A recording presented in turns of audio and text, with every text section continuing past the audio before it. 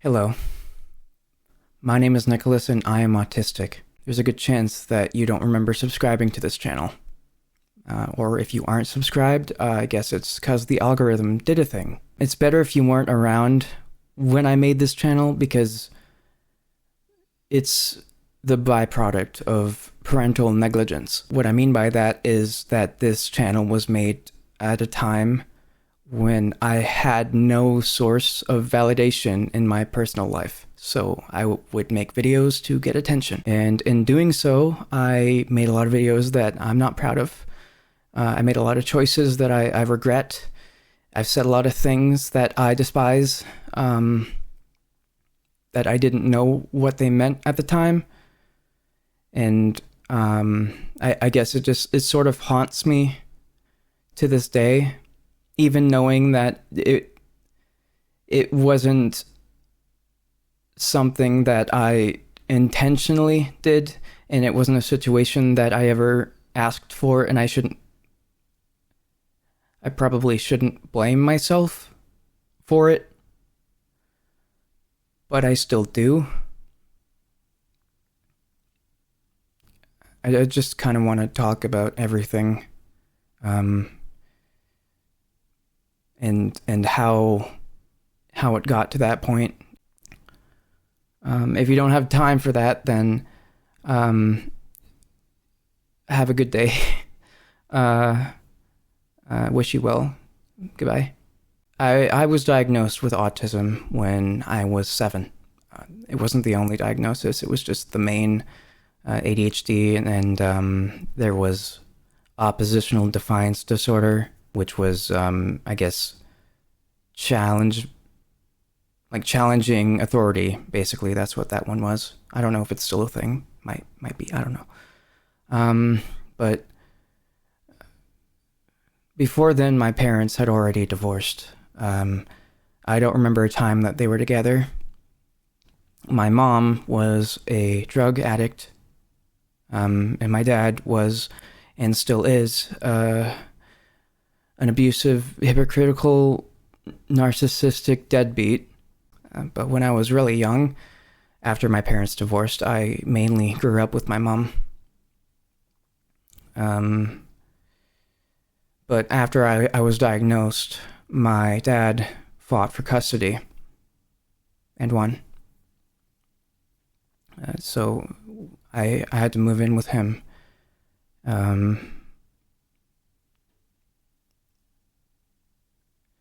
remember clinging to my mom.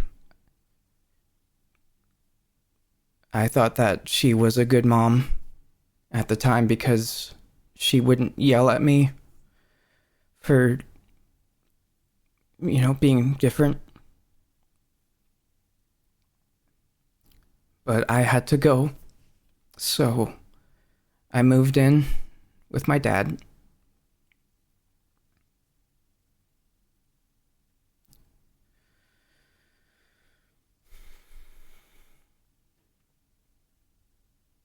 When I was living with him, I got to see my mom on Saturdays in the beginning. It was the only time I was allowed to go on a computer, and I loved it. I found YouTube, and I would watch channels like Cute Mario Bros, SMG4, Fred.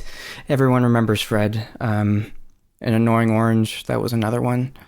I'm sure there were others, but I can't think of anything else right now. But it was like it was a good escape from the normal. But when I was at my dad's, I just remember getting yelled at a lot. Meager meals. I wasn't allowed to do anything really. I would want to watch TV, and I'd ask, "Hey, Dad, can I watch TV?" And he would say, "No, go to your room," and I did. So I'd go to my room and I'd stay in there as long as he said so, which was most of my time. There were times I was allowed to play games, but I could probably name the times on one hand. I don't know. So fantasy kind of became my coping mechanism. Because when I wasn't at my dad's, I would watch other people make videos or I would play games. And it felt better for a while.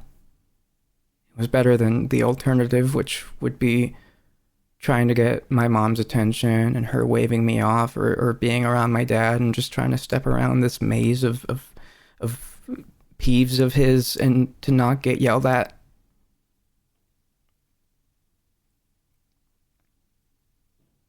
But when I wasn't getting that time away from reality, I was bullied at school, mocked for, being the weird kid. When I was at home, it was, every day was different. I'd either be yelled at or ignored entirely. But I'd go to my room right after school. I'd go to my room because that became my only safe space. One time, though, I was in third grade, and I got a sticker from a teacher for good behavior, and I know it's really not, it's not something that's important, but to me it was, because I had a lot of behavioral issues. Anger management was a big one, and whenever I talked to people, I'd always make everything about myself, because I don't know, I wanted to be like a protagonist in a video game. I wanted to matter. Or maybe I just wanted to play pretend. I don't know. But I went home and I showed my dad the sticker because I was proud. And he tore it up and threw it at me, saying that I didn't deserve it.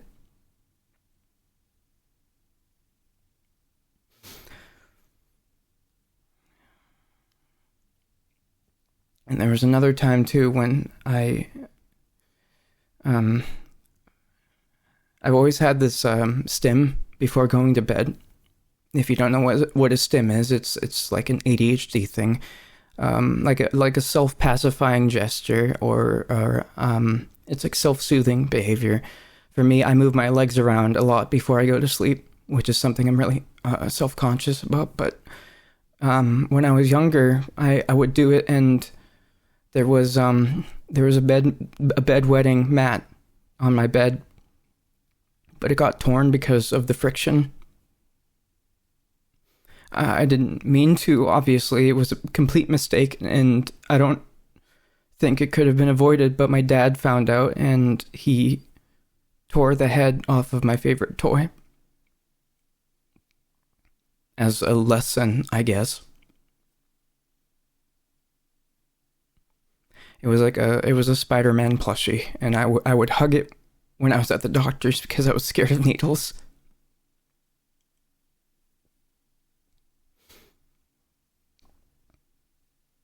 I didn't make a lot of friends in school or anywhere, really. And when I did make friends, they were always the kind of crazy that crazy attracts, and those friendships never lasted.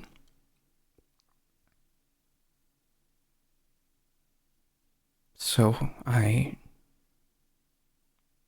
spent my time in my room.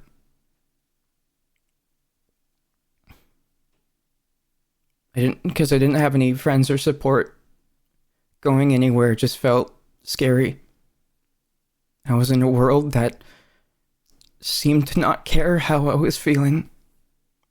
It only cared about what I got wrong.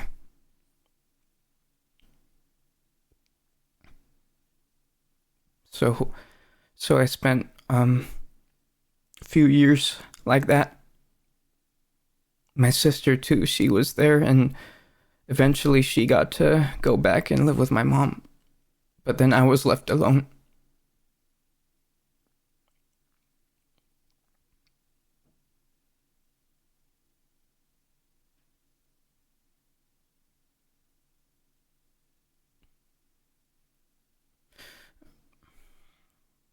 Who would have believed me? I couldn't even hold a proper conversation. I didn't know how to talk to anyone. I didn't know what was right or what was wrong except for those who told me. And I couldn't trust the people who told me, so even if I had tried to get help, my dad would have made excuses. He did once. My sister once called the cops and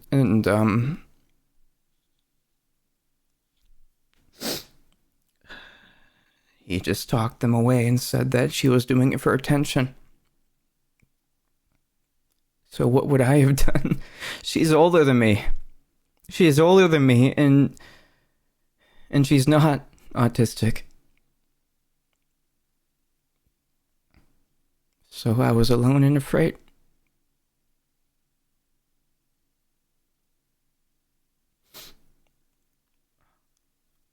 I didn't want to be yelled at anymore.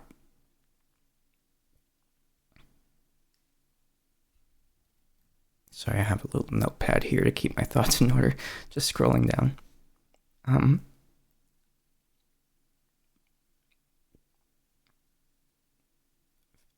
So after my sister got back with my mom, there's a significant period or a significant gap in my memory because all I remember is I was living with my dad alone, and then suddenly I was in a car with my mom, and I remember her telling me that it's the beginning of the end. And then I was living with her again. It was 2013, and I was 11 years old. So now I had moved from a abusive control freak of a father to a negligent, manipulative, drug-addicted mother. I didn't know. Of course I didn't. But how could I have? Well, even if I did know, what was I supposed to do? There wasn't anyone else, really. There were grandparents, but mostly everyone was kind of crazy. There weren't any good options, really, except for my grandpa, whose basement I'm currently in, and I lived here when I started this channel. But, yeah, in 2013, I lived with my mom again. And, the sudden freedom that I had, it was almost engineered to a T to ruin me. Because when I was living with my dad, I was forced to follow a strict set of rules, which, I did my best to follow, but I still found out ways to make my dad mad. But all of a sudden, there weren't any rules. I could just exist. And what happens when a child is terrified into following a set of rules and afraid of stepping on any toes? What happens when that child, after years of that same dysfunctional lifestyle, what happens when all of a sudden they're free to do what they want? Do you think they'll do what's best for them on their own? Do you think they'll know what's best for them? Maybe another kid would have just kept following the rules. But for me, I just stopped doing everything. I stopped brushing my teeth because whenever I tried to, I would gag, and it was awful. My mom told me to keep brushing, but that's all she did. That's the most effort. Just to keep brushing them. But I'm not going to stop you. So I didn't brush them anymore. I didn't bathe often. I don't know if I ever did. Sometimes, but I don't remember doing it very often. I didn't know when to. No one had told me.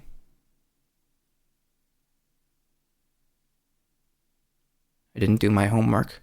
I would get home from school, I'd have homework, I just chose not to do it. She didn't care.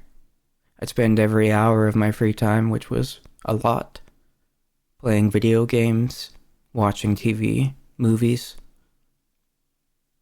She didn't care. She never cared. But there was another thing too. Until I turned 12 in June of 2013, I hadn't known that I was disabled. So my mom, when she told me in that same year, she told me that I was autistic and that the vitamins were really medications the whole time. And at the time, I thought that I had superpowers.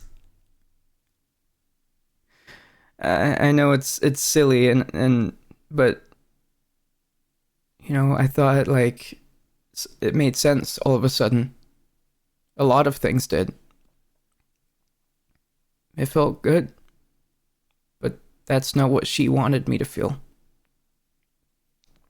Because she then went on to tell me every reason to let my disabilities rule me. She never once said that I could succeed in spite of them.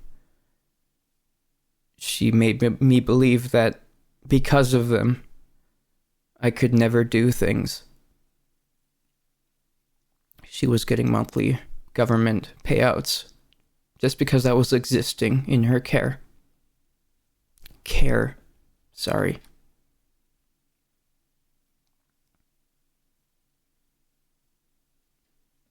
Everything I did was met with indifference or empty words. I'm so proud of you. For what? I don't brush my teeth. I don't bathe. I don't have any friends. I'm not doing anything with my life. Everything I'm doing is leading to a worse future. And you're proud. I'm sure she was proud of all the money that she was receiving. I only saw a small portion of that. I was given a meager allowance, which eventually she stopped giving entirely. Drugs, my guess. I was eating a lot because my dad had starved me. When I was living with my dad, you could see my rib cage clearly defined. But the moment I started living with my mom, I constantly ate junk food.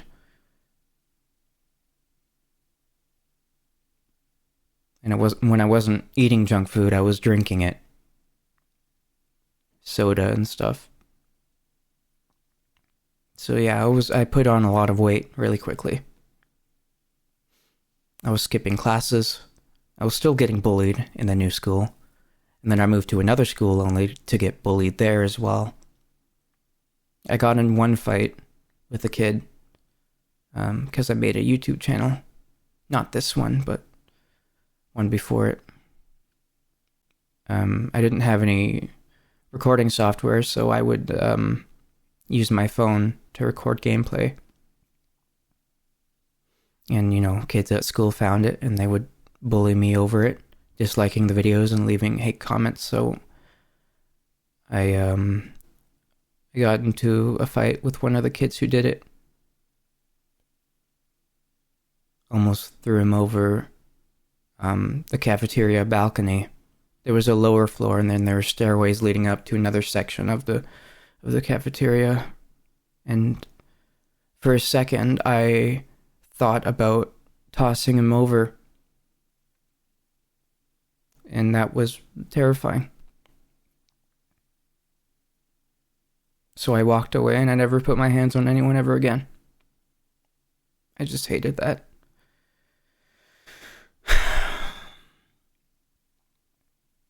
Of course, I'd tell my mom that I was getting bullied and she didn't do anything about it. She would tell me what I wanted to hear, like, oh yeah, that kid, well, he's a prick. Yeah, she'd say stuff like that. Funny, but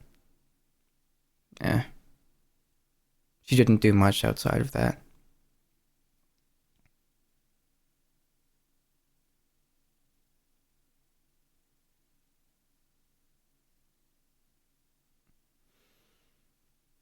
She never really put in any real effort. She didn't get me therapy. She didn't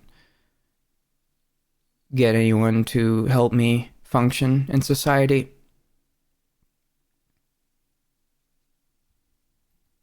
I was left on the back burner permanently. And all the while, I was spending the majority of my time in my room playing games, watching videos, making videos. I never liked making videos. I thought it would get me attention. I wanted the attention. I wanted to be popular.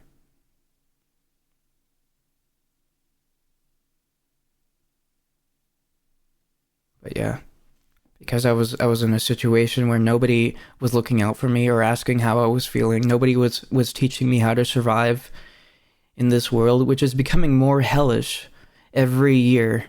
How is it that the world just feels more and more dangerous the more we progress? It's awful. I was never prepared for it.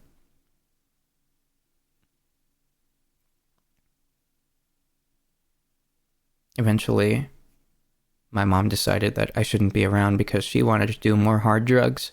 So I moved in with my grandpa, which is the house I'm in right now.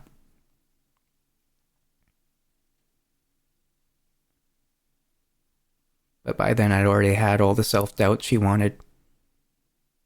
I'm disabled. I can't do this. I'm disabled. I can't change.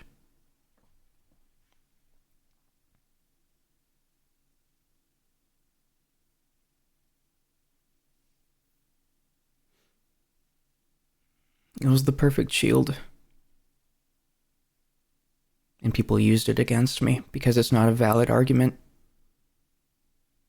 You can't make mistakes and then tell people that you're autistic. Because they'll call you out. But that's all I had, and I didn't know why it was wrong. I didn't have anything else. I didn't know what to do. How could I fix this? I'd make mistakes and then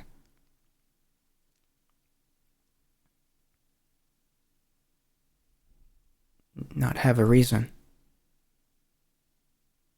It was awful. I'd feel terrible. I didn't want this. This is not what I expected. This is not what I was aiming for. And now I'm the bad guy. I was the bad guy in a lot of those scenarios. I didn't know how to be the good guy, though.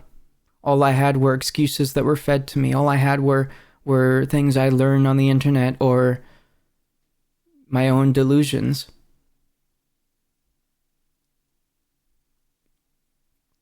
I didn't have any confidence. I didn't have any friends. I didn't have any dreams.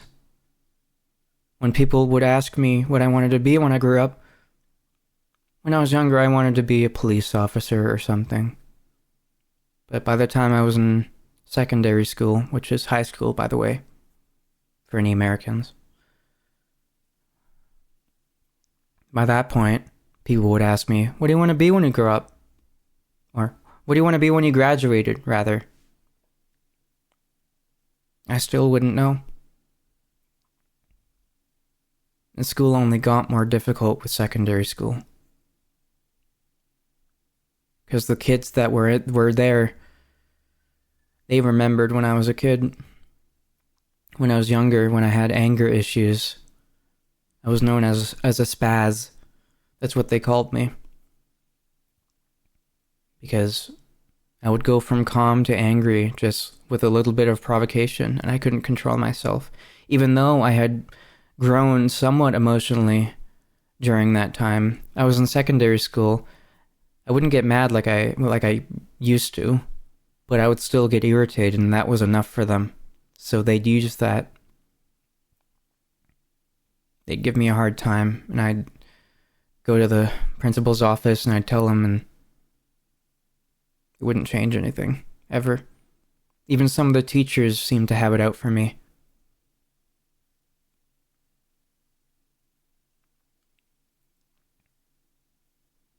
One time, there was an exam, my first year, grade 9. I got all of my exams for the first semester. And then I stored the knowledge of those exam times because I thought, well, I mean, it's probably the same next semester then. That was my logic. So I stored that, moved on. Then the second semester, when that was wrapping up, they had put the times on the chalkboard, and they were slightly different than the previous semester. But I didn't see it because I wasn't looking at the chalkboard. I didn't think that there would be important information on the chalkboard that wasn't verbally introduced. And I have a hard time processing visual information. When I'm in a new place, I'll look everywhere. It'll take a while to get everything processed. Once that's done, I'll know where the important things are, and then I just stop, because it's difficult. So I missed one exam. I gave my reason, but I wasn't allowed to take it again. I asked if I could just take the exam, even though I missed it. I got there a little bit later, like an hour or two late, same day.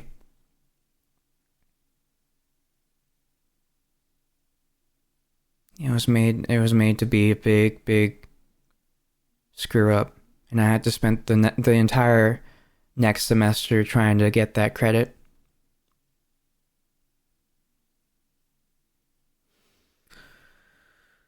So I dropped out of school. Grade 10, I think I did one semester and then I stopped. I was skipping school days as well. It was getting bad. But I just wanted more time to myself in my room. There's not a lot else that I can say about those times, because the majority of the things that caused me the most pain were in the early years, and those became habits which persisted throughout my growth, from childhood to adolescence, teenage years to adulthood. I was almost 19 by the time I got any help. And that was because the sheer amount of negligence that I suffered led to me developing OCD. So I started having horrifying, intrusive thoughts. Thoughts I wouldn't wish on anyone. Thoughts that if I were to say out loud, people would label me as a monster. And rightfully so. Because it's hard to understand. I didn't know why I was having those thoughts. I didn't want them. I try and push them away. I try and block them out. I try and come up with reasons to prove them wrong. But they persisted. Every day. Every hour. So I locked myself in my room. 2019, I stopped going outside entirely. I couldn't even go out to get food because every time I stepped outside, I would feel eyes judging me. I have to walk perfectly. I can't look at anyone. Don't move weirdly. They'll notice. They'll judge you. So I locked myself in my room. And the thoughts got worse and worse and worse, and eventually I couldn't take it anymore. It was either I do it, or I get help.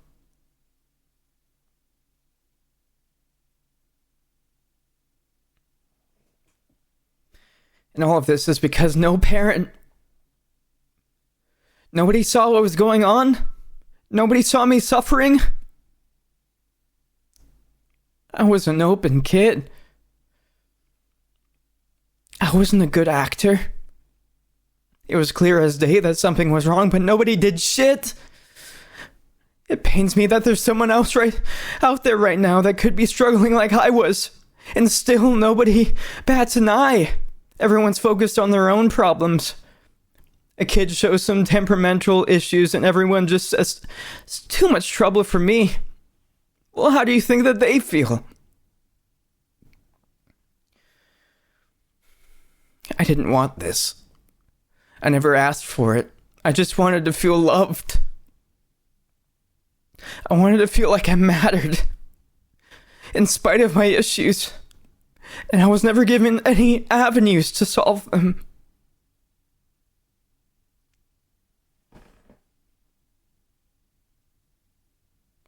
I was given every excuse to give up, and I'm still here. And some days I wish I weren't still. What else was I supposed to do? End it? Then what?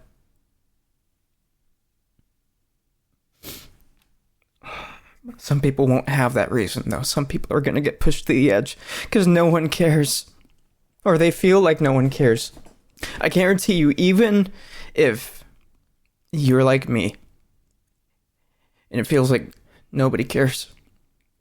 Maybe no one in your immediate vicinity does, but there is someone out there right now looking for you, looking for someone who needs help. So if you feel like you're in a position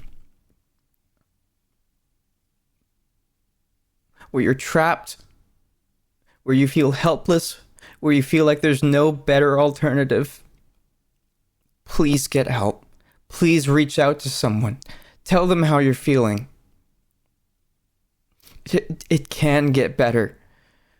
No matter how much some people might try and convince you otherwise. Some people will try and say, it's not that bad. They'll try and convince you that it's all in your head.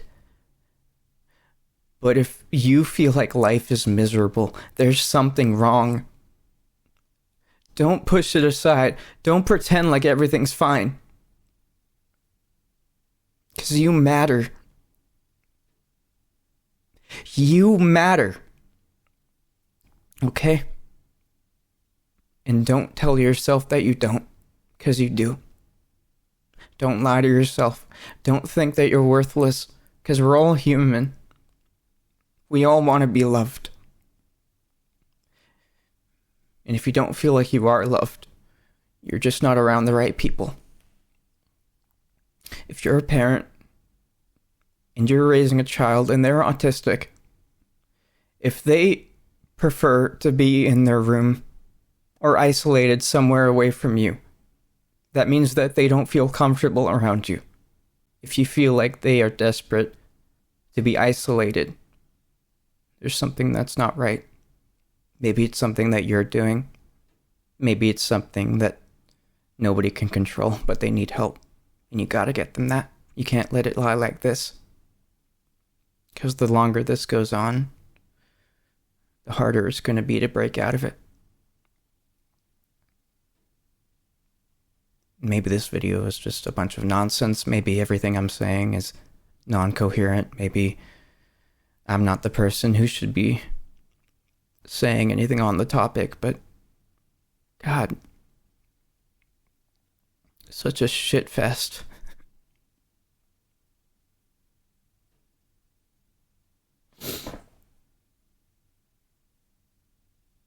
I don't wish this on anyone. Nobody should feel like they don't matter, or that there's no other choice.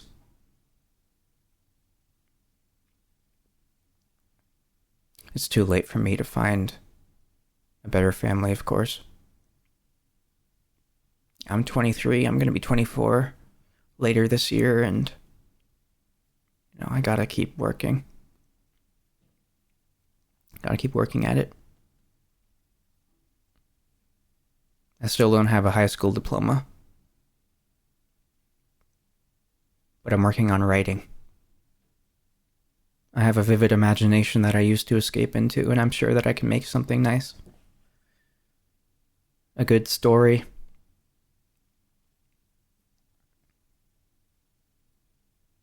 I gotta have faith in myself. And I have faith in you too. Take care of yourself, okay? Much love. See ya.